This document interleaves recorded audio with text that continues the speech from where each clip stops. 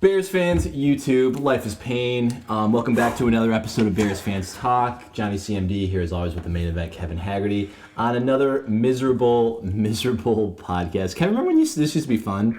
Remember when there was just nothing but hope and optimism, and we were ringing the bell, and we were on a 3-game win streak, and I'm saying the Bears are a lock for the playoffs, and now everything has changed. Everything has changed. I was joking around before the podcast. I was like, dude, is this it? Am I never going to ring this bell You again? might never ring the bell again. No, that's not true. You know what? There is a world. I think we beat the Patriots, and we'll get to that. Yeah, but there is a world in which we lose out. It's not a ridiculous thing to say. So 2 weeks ago, I made a bet with my buddy Joe, and it was when coming off the bye, and my buddy Joe said the Bears will not win 2 more games this season, and I was like. Coming off the bye. That was ridiculous. It seemed like a ridiculous statement at that time. I gave him 20-1 odds. 20-1 odds? Did you make the bet? Yes, and I'm starting to sweat it. So if they win 2. If they win 2. So over under 1.5? Yeah. Okay, I think you're safe. I don't know, man. I mean, I'm sweating it a little bit more. I mean, coming out of the bye, I thought they were going to win 2 of their next 3. That's what I thought. Yeah, I was like, this is going to be locked up, and we're going to have all this momentum coming in to play the Packers at home. But I feel, and we'll talk about it in a minute, but yeah, it's been... It was a miserable Sunday again, and not again, because I felt like the Washington game, it was just miserable, literally the end of the game. It was a boring game, but, there came some excitement. I think last week we were able to pull some positives. I tried to, just have a very positive standpoint, and I was just a little bit annoyed with the rhetoric. Yeah. And I said, and I stand behind it because I really thought this was going to happen. It's just everyone wants to, pile on the Bears and pile on Eberflus and, have their laugh. Let's see if the boys come back and, respond. Are they going to play for each other? Are they going to play for their coach? And I thought that was what was going to happen, and it did not. It did not, John. It was quite the opposite. They were in the game. I want to say in the game, before halftime. I literally had a text drafted up to you because me, you, and Mike, your brother, were in a group chat because we were kind of talking pregame a little bit. I literally had it drafted up after they kicked the field goal. I was like, hey, we're still in this game. This is. Get the ball at half, down 1 score. We were down 9-14. This is it. And then it wasn't even James Conner. It was the backup who rushed for 50-something yards to close the half. But it was just to me, it's you got to watch the 2 weeks in a row at the end of the quarter or at the end of the half. It's half, end of the game and end of the half there in that situation. You should be able to walk away and grab some food, get a drink, hang out with your kid for a second. Yeah. You're not supposed.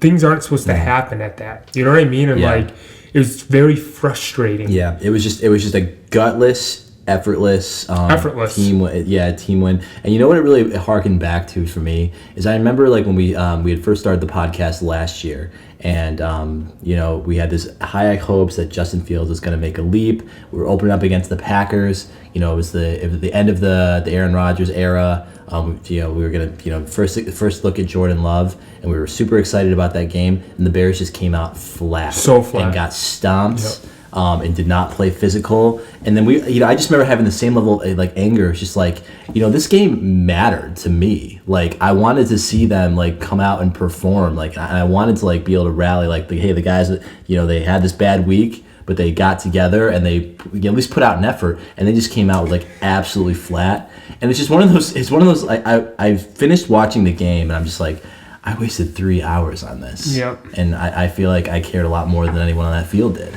It's a common feeling of being a Bears fan, just the misery of being a Bears fan. And I thought we were moving on. Yeah. I watched the KC game on Monday Night Football, and just I keep bringing it up, but KC is the team you want to feel like. Yeah. Or at least feel like you have an opportunity. Even the Ravens would be fine. They have great regular seasons. Yeah, they lose in the playoffs and they can't get over the hump, but it's still fun, man. Yeah, and it wasn't a fun game. And we're kind of going backwards now, I feel as an organization. Yeah, so I mean, the big knock against the Bears after the 3-game winning streak is they played 3 really bad teams. And, we were just you play who you play, and we made bad teams look like bad teams. But I thought we were on the right path. Yeah, I mean, the Commanders are a good team. They are. The Cardinals are a mediocre team. They are first. I said this before pregame as well. They are first in the NFC West. It's which is pretty pedestrian this year. Yes. But it's with the Rams, who we played and beat, right? Seahawks, who we still have to play, right? Niners, who we still have to play, who aren't healthy, and now the Cards. So, the thing where I said last week, I know we got that episode out late, but I was like, Kyler Murray can't beat us. And it wasn't even Kyler that beat us. Yeah. That was the problem. I think what we were worried about was contain on Kyler. But you know what? If you look at the Bears, they do well against the pass. They had not done well against the run. And here's what I'll say. If we want to try and give the Bears a little bit of a break, they didn't have Montez Sweat. They didn't have Jaquan Brisker. That's the only silver lining. They didn't have Gordon. Okay, and those are all of which are physical key guys, key pieces at every single level that's your front right there. That's your secondary, and then that's your safety in the back. So it's like literally every single level there. That's the only thing that you can even hang your hat on that I'm not saying was acceptable, but it could have been a different game if we had those three guys in the game. Those are possibly three of our best players. I mean, we still only scored 9 points. That's definitely a problem. Yeah, and the offense looked just as bad. It's just another week where it just not feel like we had a game plan, that works. I mean, again, and the offensive line was beat up as well. Caleb Williams, another start where he's absolutely running for his life. We'll pull up his numbers in a second, but only 241 total yards, 172 total pass yards. He looked off, but I think he also got sacked 6 times. He has 6 sacks allowed, compared to 3 for the Cardinals. It's just a rough game to watch. And we're sitting in a position right now where we're 4-4. It's probably the most depressing 4-4 that I can remember. I mean, we're a 500 team. We're certainly not down and out. But with the NFC North the way it is, I was going to say the problem is what we're facing. What we have ahead. We just watched Detroit again. Just they're so good. They are so good. They have more touchdowns than incomplete passes in the past 6 games or something. How does that even happen? And then even the Vikings, still the NFC North is phenomenal. And that's part of the reason why. And we got to go play these guys. We haven't played them yet. And that's where it gets scary, and this is supposed to be the cupcake part. Yeah. I mean, we needed to come out of this 5-3, 6-2, at worst. It's just not for us to make the playoffs. We've got to get 10 wins. I think and finishing out that would have to be 6 and. So how many? So we're 8 games in. We play 17, so we got 9 left. We got to finish 6-3. And that's going to be very difficult. Yeah, that's very difficult. But going into a little bit more of the nuts and bolts of the game. I'm not counting this out yet, though. It's. I would say the Packers are going to be the telling week. Week 11 is it's going to be the end all be all for us. However we play certain divisional games. I mean, we're moving on to the Pats this week, which it's a 6.5 point spread right now. We just checked it. Yeah, I thought it was going to be 4.5. Honestly, because I thought the book was going to give us no credit, but at least they're giving us. It's interesting that it's interesting that we're getting that many points. That's what that's what I gave. That's what when in my head I was like 4.5 is going to be the line and 6.5. So I'm like, hey, what I've noticed from the gambling that I've been doing this season is that the favorites have been covering, and maybe Vegas is starting to respond to that by giving bigger lines to the favorites. 13 of the 14. Favorites won last week. Yeah. They're not covered, but won. But I think a lot of covers too. A lot of covers too. Because that's been a lot of what I've been betting is favorites who I feel to cover, and it's been doing pretty well. So maybe that's just kind of the response. But big question here. Oh, do we have a name the game you want to do? Oh, that's right. Name the game. Do you have any thoughts? I did have a quick thought on the name the game. I was gonna go with. Do you remember the Monday Night Football game when the Bears played the Arizona Cardinals and the Bears came back? They were down. Oh, the Bears are who we thought they were. And it was going to be they are who they thought they were. Like the Bears are who we thought they were. This is our worst nightmare of who they are. And it's a tip of the cap. Yeah. To the Cardinals Bears game before, and this is just. This is our worst nightmare. I think that's what we got to go with because it does feel that way because this was a test in the way that the Commanders game, and we lost that game, and there was a lot of things circling around it. I didn't feel like we failed the test against the Commanders. I could walk away from that game being like, we lost on a Hail Mary to a team that is probably going to win a playoff game this year. Yeah, they're better. So there's only so upset you can be about that, but did not. This was just a failure. This was just like the worst that the Bears could look. It's as bad as it's not as bad as it can be, but it's like you're gonna drop two weeks like that after coming off the bye. Just not what you want to see. Is there any before we? I think a lot of the slots that we have lined up here are going to be a lot of pessimism and negatives. Is there any positives that you can pull from this game? Anything that you felt like that you did see that you liked? I still like when Swift touches the ball. Yeah, Swift is still good. I said it to start the season, and then first couple weeks he really wasn't him, but I think Swift's got a lot of juice. Yeah. I also think Roshan around the goal line. I think he's still super positive around down there. I think I guess this isn't a super positive thing to say, but we still have Caleb Williams, who's still a number 1 overall pick. The talent's there. Sometimes you can see he's trying to make magic and he's trying to do stuff. Maybe he's trying too hard, but you can still see why he's a special player. Has Swift fumbled this year? I don't think he has. Swift. I mean, I think they even said it on the broadcast that Eberflus is probably going to pull up some of these clips from Swift and just show his team that he's still running hard. Dude. And he was. He never gave up. He had some pop. It was a pretty solid game for him. So the Swift was my first thought too. Yeah. Second thought is, was this Rome Odunze's first 100-yard game? I'm not sure. Did he get it? He had some chunk plays. I think he had 100 yards. It was good. Let me look that up. It'd be really good if he did. Let me see. No fumbles. I don't see any fumbles. So Swift actually has 2 fumbles this year, but none lost. None of them were lost? So, to me, I actually think he actually fumbled this week when he fumbled out of bounds. Or someone. Oh, you're right. That I wonder if that was one of the ones they counted. Yeah, so I saw it. Which is kind of just nothing. Yeah, I mean that's so fumbling doesn't really mean anything to me. It's lost fumble. It's like fantasy football. No one cares if you fumble.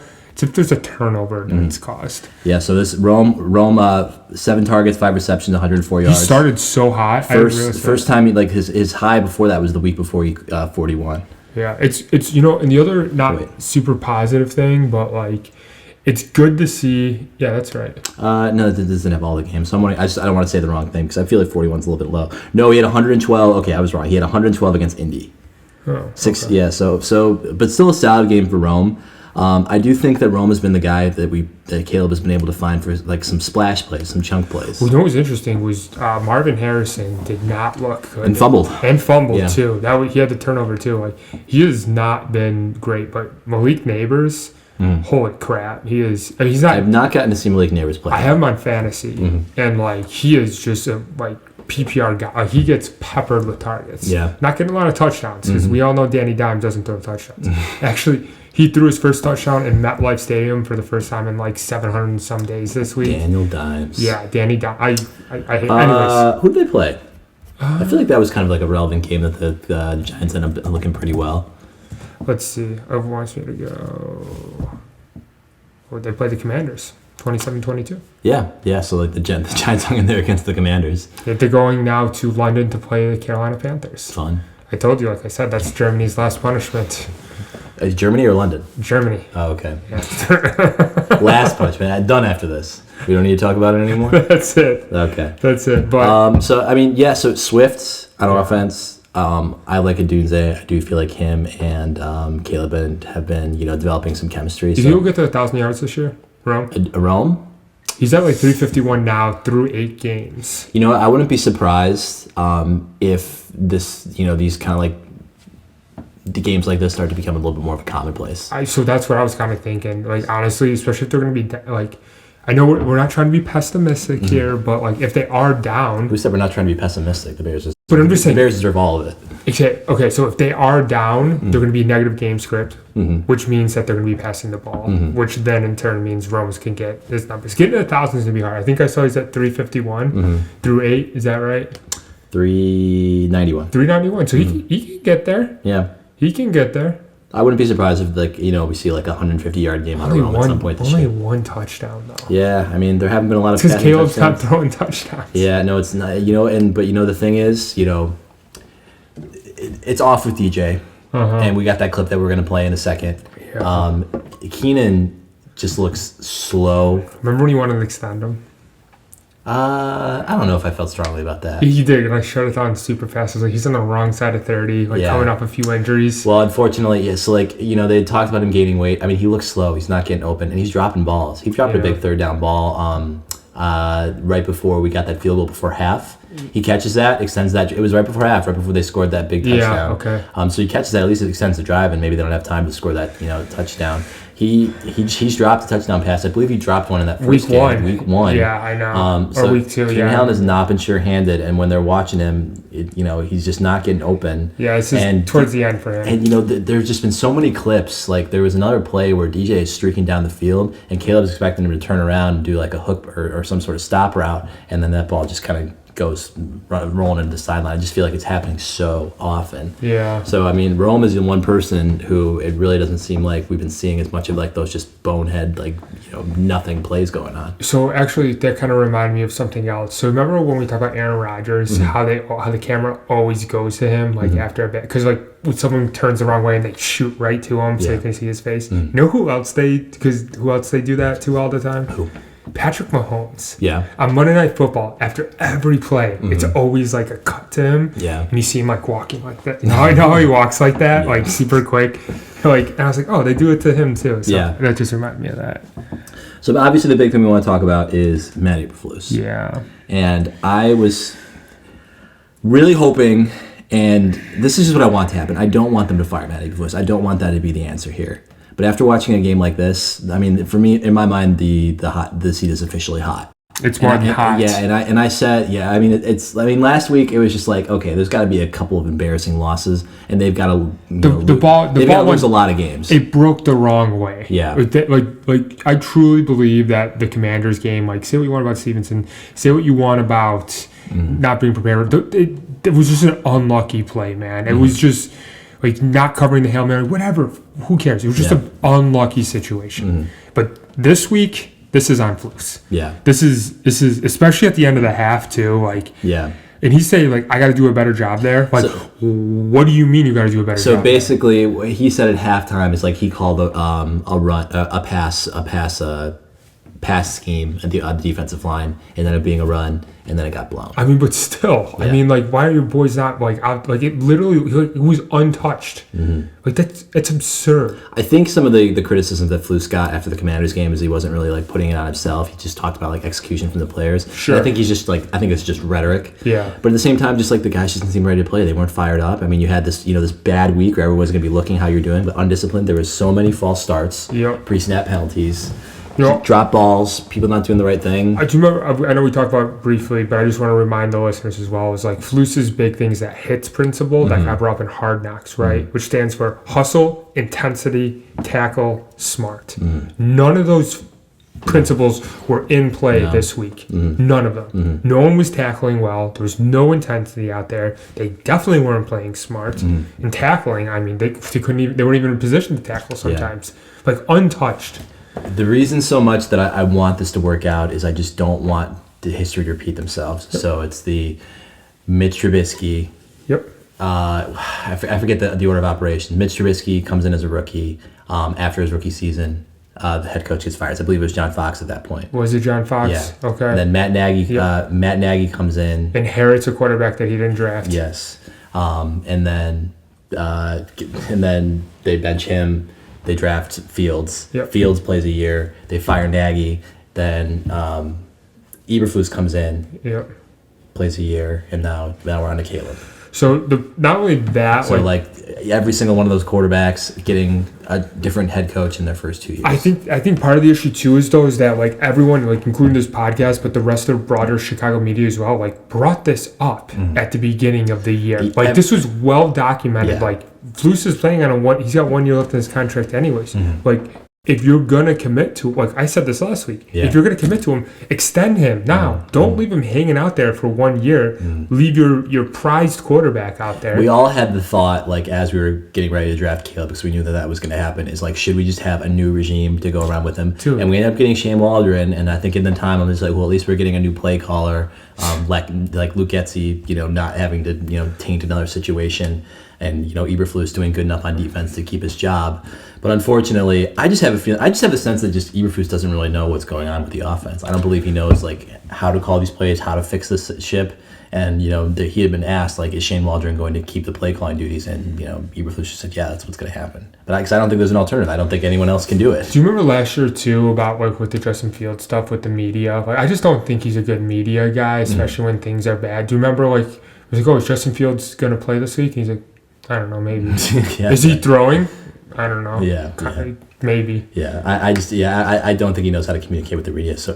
Negatively, because when things are going well, he's fine. It's easy. Yeah. Yeah. Right.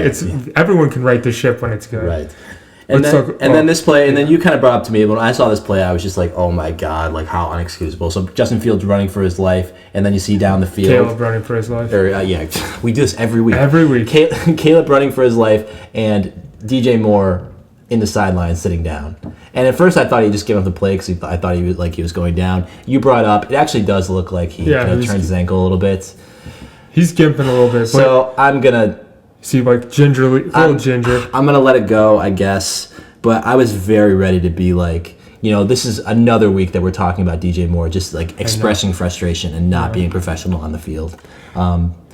It's... At least it kind of looks like that might not be what's going on here, but I still don't love it. Well, what I said to you too was that I guess Matt Eberflus was getting interviewed by the media, and they're like, "Hey, what happened with DJ Moore on that play when he walked off?" And his response was, "He'll be up here in 5 minutes. You can ask him yourself." Yeah, and that just seems like if it were me and you, dude, and I were to not a coach player situation, but just someone who you're close with and you talk to, right? And if I were to do that to you, I'm leaving you hanging out to dry. Sometimes it's hard to answer for people when you don't exactly know what was going through their mind. Dude, you're the head coach of the Chicago Bears. What do you mean you don't know what your highest paid wide receiver is going on? Yeah. What do you mean you don't know, dog? And he's not even watching the play. If this is all just him turning his ankle, I changed my mind. I am a little bit upset. Even if he turned his ankle, he's walking to the sideline. He's not even watching the play. I don't think DJ Moore just has a blank check to just be able to feel however he wants. The problem is he hasn't accomplished anything yet. But he's got such a great resume, and he's been such a proven guy, and he's known as a great hard worker and stuff like that. But I don't know, man. It's gotta manifest. It's gotta continue to manifest. I don't know. He can't rest on those laurels. He's got one good season with the Chicago Bears. He got the contract now. You're right. I hate to say it. Yeah, he's gonna be around. So it's tough. It's tough. Or what's gonna happen is he's gonna get traded and he's gonna be a Pro Bowler. You know how that works. Could be. Well, no, I think he'll be around, and I think he's got some good time. I think he's got some good time ahead of him, and hopefully, they start to develop some chemistry between him and Caleb. There was a meme that I saw going around. It was congratulations to Caleb Williams to make DJ Moore the only quarterback that makes DJ Moore unstartable. Yeah. He's really unstartable this year for fantasy purposes. Another Eberflus decision. Caleb playing the entirety of the game. How do you feel about that? I'm not upset about it. You're not upset as about other people it. Are. Really? The Derrick Rose Tibbs situation, if you will, because that's the best analogy we can bring up, right? We lost our MVP.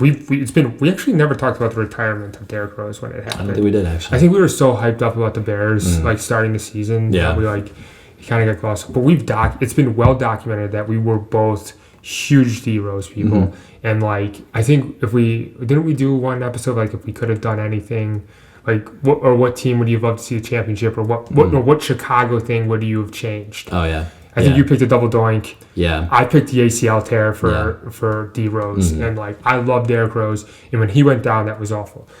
So with all that being said, Flus keeping him in a game, Caleb could have gotten hurt. He tweaked his ankle actually too. Yeah, he at the play before the last play, he hurt something, and they didn't have any timeouts. Yeah. And there was still time left. They couldn't just run out the clock. And I could tell he was going into that play already with something tweaked, and it was a bad situation. So I'm not as upset about that just because they are professionals, okay. This isn't high school.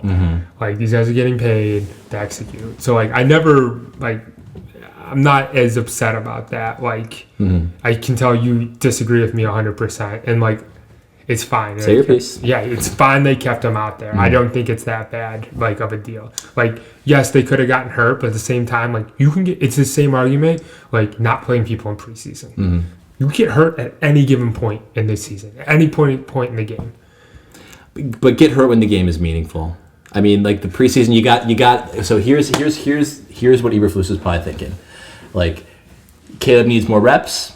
I want to see if I can get some, like, some good plays out of it, maybe inspire some confidence. Yeah. But it's a nonsense take. Like, for him to be in that game, the 2-minute drive, I mean, nothing was to be gained there. And in a game where our offensive line is hurt, we've got nothing going.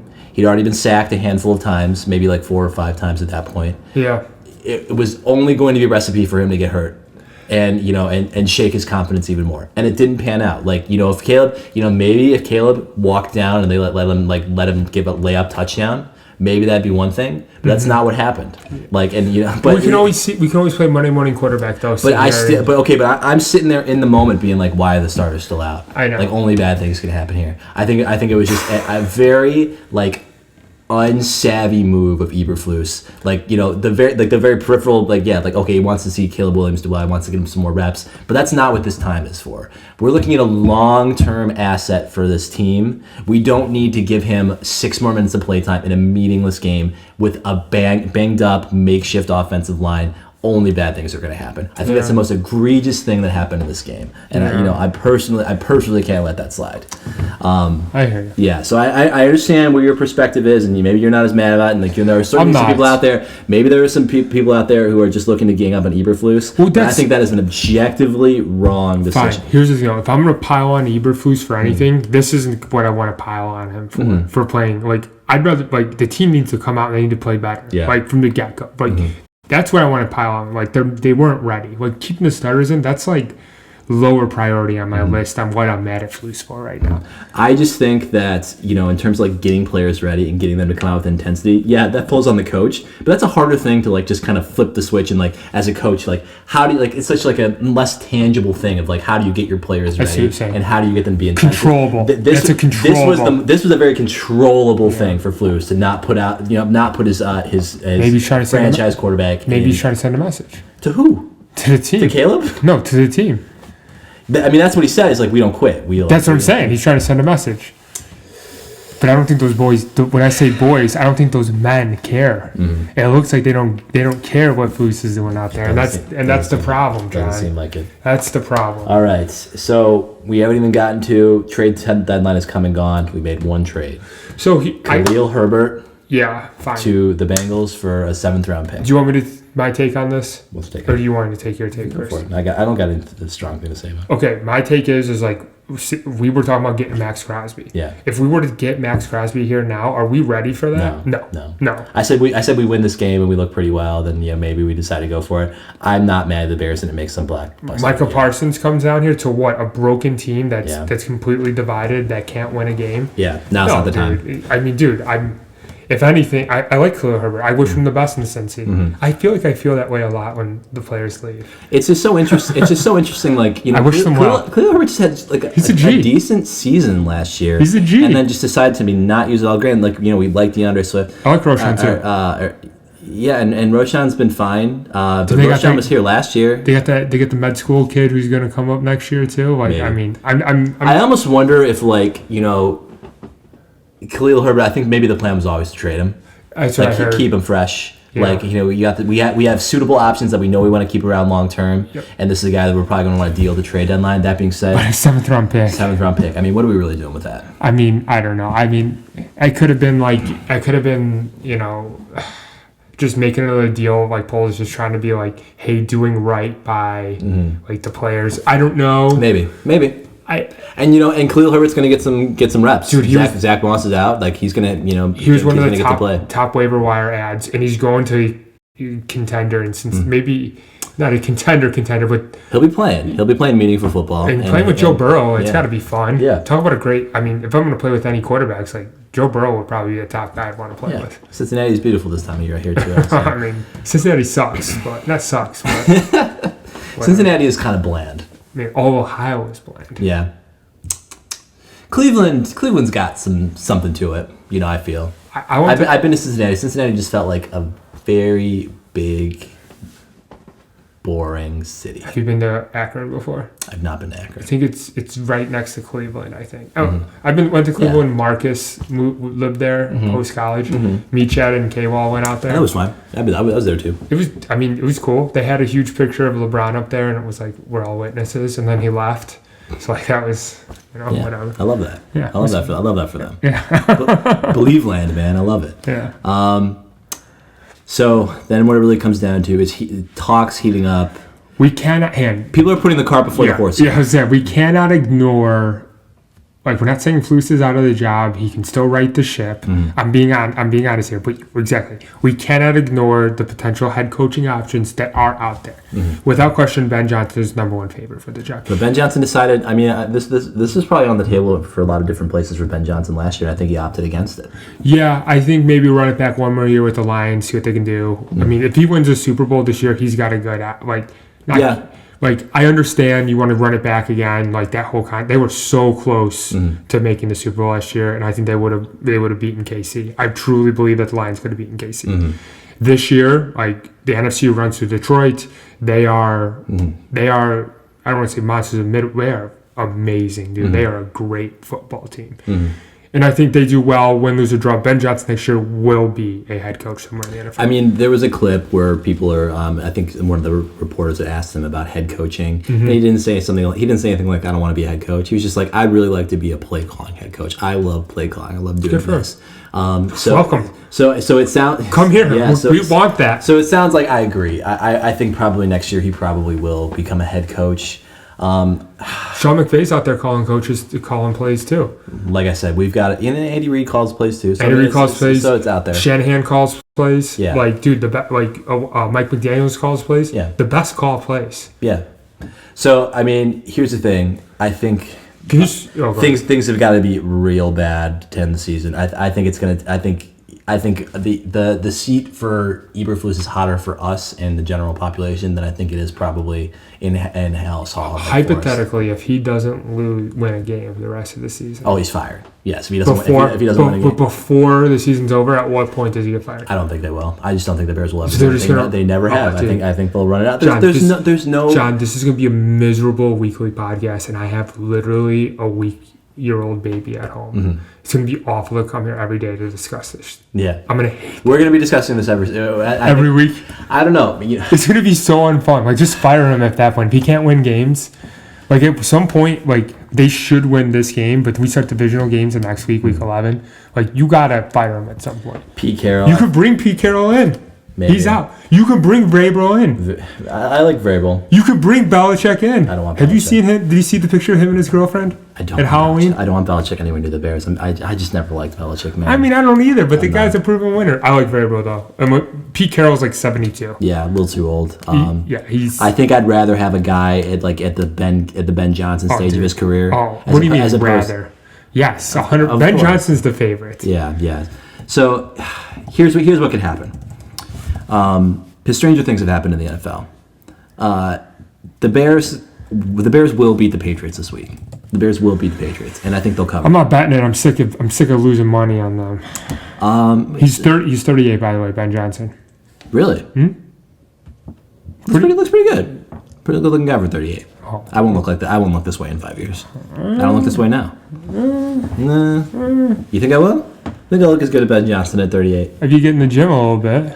Well, that's not gonna happen. Start hitting it off the backboard. We're gonna go up for a layup. I'll be up 38 pounds before I turn 38. We'll see. We'll see, indeed. But there's a world in which the Bears will beat the Patriots. The Bears will beat 5-4, and then we'll start our division games. The Jordan Love situation. I mean, Jordan Love, he's been battered all year. The Packers, they're 6-3 now, right? But they looked beatable. He throws interceptions. The Bears have always played well for whatever reason against the Lions. They beat them last year at home. They did. Yeah, and the same goes for the Vikings, who are kind of a little bit Jekyll and Hyde. So I think that still exists out there. We beat them with the pass run out last year. Sam Darnold was coming down to earth. Have you seen his commercials, by the way? I have, yeah. They're awesome. Yeah, that's fine. No, I like it. Wait, did you also see Jared Goff has a commercial now too? The Old Spice commercial? No, I did not see Jared Goff's Old Spice commercial. Yeah, dude. He's like in I don't understand like how all these guys are getting commercials now. Yeah, that's always been a thing. But like, I don't know. How does the pastor not have a commercial now? It's just like a very niche thing. There was someone else who was like a backup. It was not Brady Quinn. It was Matt Leinart. I don't know, someone like that. Like was in the same type of commercial, like the backup quarterback. Yeah, it's like that. So hilarious.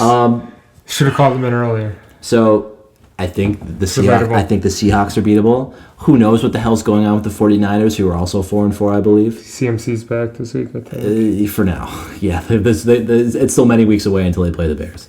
So, but CMC's back, I think. The Bears, at their best, look like a team that could beat almost anybody. At their best. It's true. I mean, yeah. I think any given Sunday. The style of play they played against like the Jaguars, the Rams, the Commanders. I think that's when the offense is firing like that, they could beat anybody. And if the defense gets healthy, maybe we could be looking back a couple weeks from now that this was an anomalous game. The defense got run over. Because they were missing key pieces. The offensive line was hurt, and they, when Caleb doesn't get time, he's not accurate. Sounds like you're talking yourself into more disappointment. I'm trying to, we got a long season, and we can't. I don't think we can just write it off right now. That being said, I do think the window is closed for the year. Let me read to you. I love Ben Johnson's. I love like the progression of the quote unquote like titles. Mm-hmm. So like he started in 2019 as the offensive quality control coach. Mm-hmm. He then got promoted in 2020 to the tight ends coach. Mm-hmm. In 2021 he got promoted again to the passing game coordinator. Okay. And then in 2022 he became the offensive coordinator.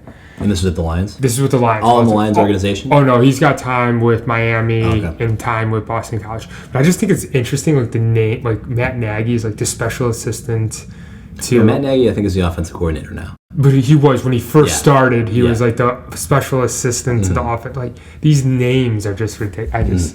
I love looking at their LinkedIn, if you will. Business card. Yeah, I'm the offensive quality control. That's what I'm saying. Like, what the hell does that even mean, dude? Yeah. But he's good. Man. I really like Ben Johnson a lot.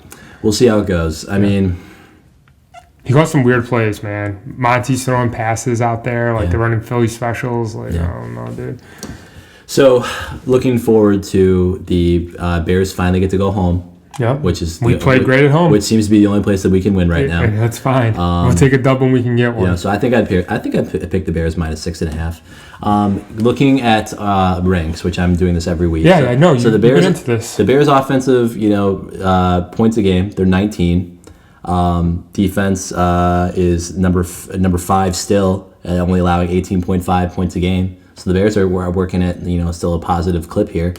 And if you look at the Patriots, the Patriots are just a worse Chicago Bears across the board. They're number 30 in points per game. Yeah. If there was a game that we could go out and shut out, I mean, we are a top 5 scoring defense. This is a bottom 3 scoring offense. The thing about that is a lot of Jacoby Brissett games. There are a few. And then that is also Drake May's inexperience. The thing about Drake May, though, is that like he can use his legs and but he makes mistakes without question. I don't think Drake May is bad. I'm not knocking Drake May, but the issue is that their offensive line is worse than the Bears. Their sack percentage is almost 10%, 30th in the league.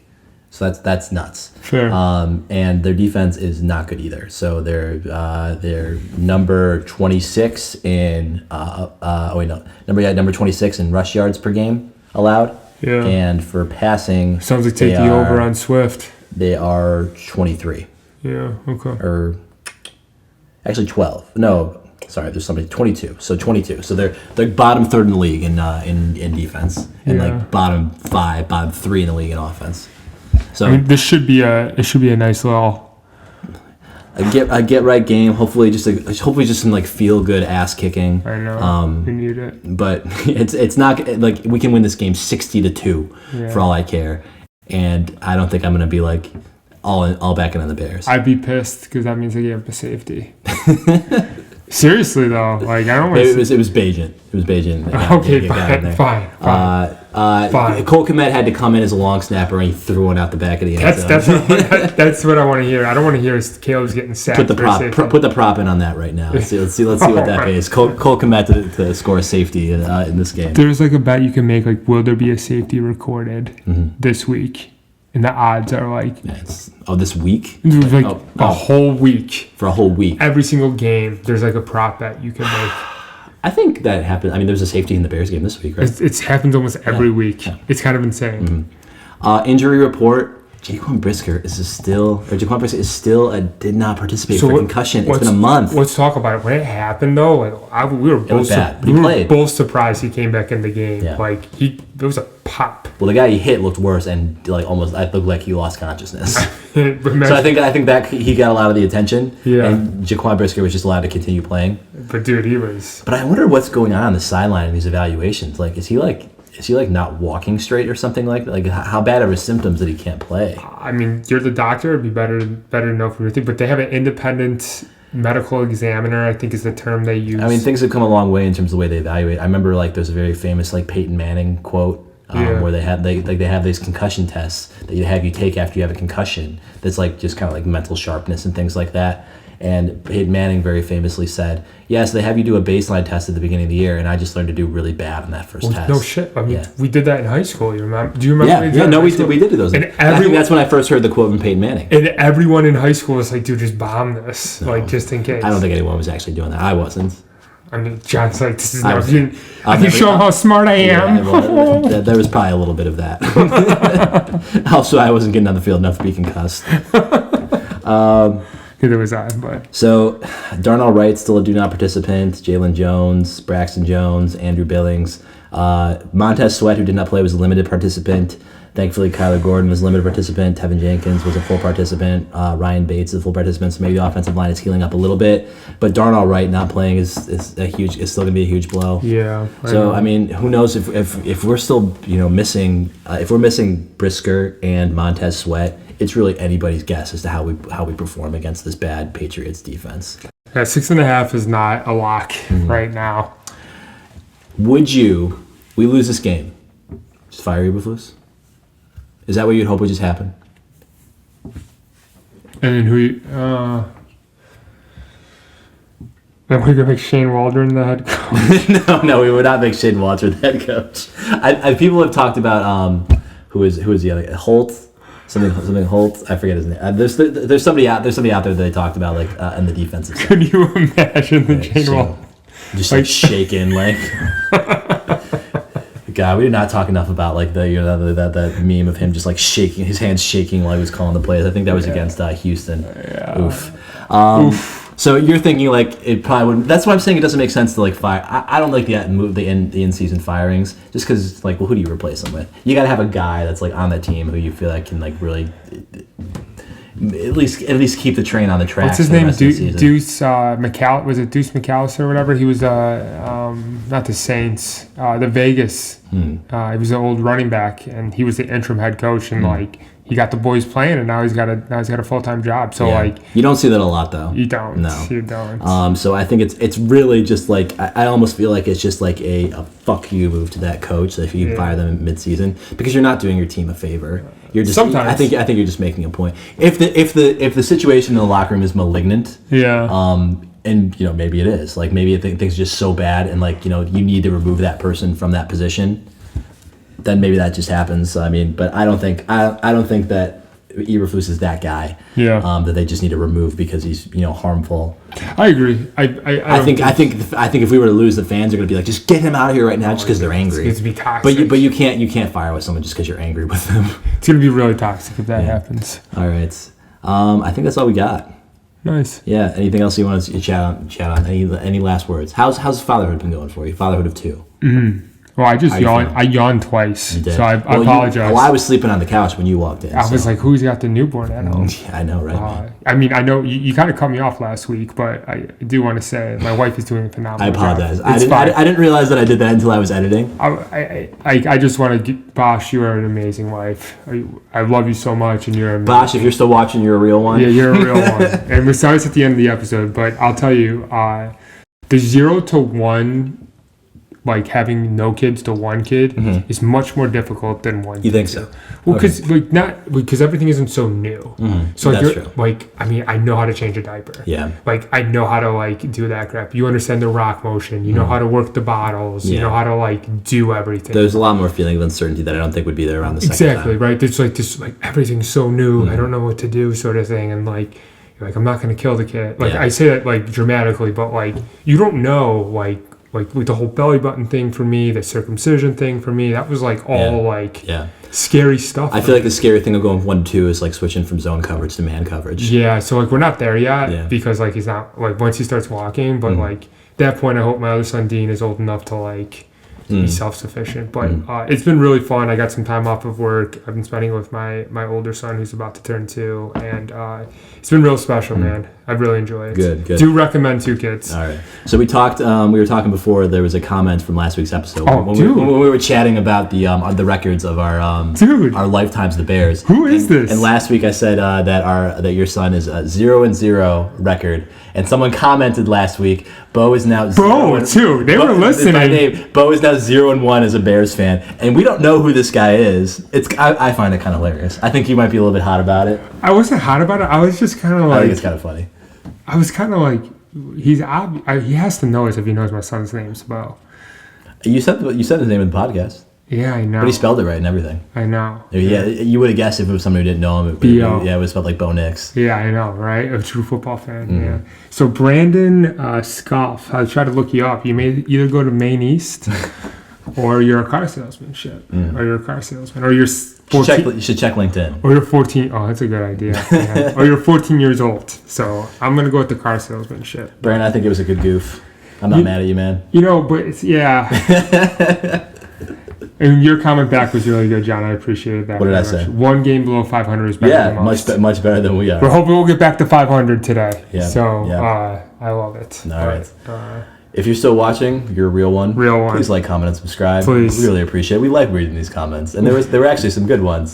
Someone came in the title of last week's video was "Will the Bears bounce back against Arizona?" And like 2 or 3 days after the game, some smart ass was like, "Yeah, absolutely," with like crying face emoji. Yeah. But Woodstock Nation. Nice. Yeah, comments are fun. Yeah, we enjoy them. Appreciate you for watching. Go Bears! I think none of it. Are either of us wearing hats today? No. I think that's fitting. We're just going to leave this one open air. No bell, no hats. Maybe next week. We'll see you guys next week. Peace. Peace.